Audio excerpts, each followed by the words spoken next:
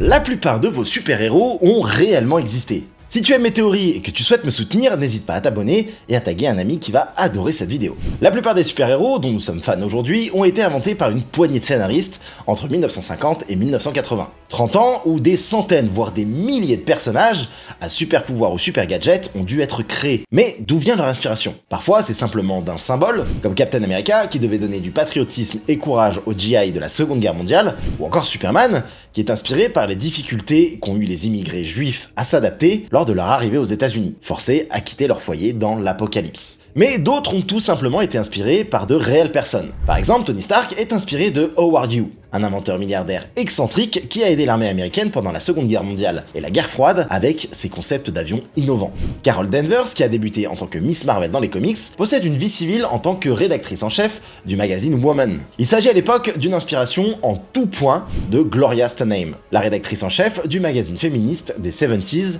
Miss Magazine, inspirée jusqu'à la coupe de cheveux. Toujours chez les femmes puissantes, Wonder Woman a été créée dans les années 40 par le célèbre psychologue Moulton Marston qui entretenait une relation polyamoureuse avec la jeune Olive Byrne. Elle fut l'inspiration pour le personnage qui devait représenter la force et l'autonomie de la femme. Les 4 Fantastiques ont été créés par le très grand Jack Kirby, et il se trouve qu'il s'est créé lui-même dans cette équipe, dans le personnage de Ben Grimm alias La Chose. Jack a grandi comme Ben dans la pauvreté à New York, il a servi pendant la Seconde Guerre mondiale et a un tempérament, disons, bagarreur, renfermé et colérique. Et surtout comme le personnage, il est juif et pratiquant. Bref, il existe des dizaines d'autres références, alors si ça te plaît, tape partie 2 en commentaire.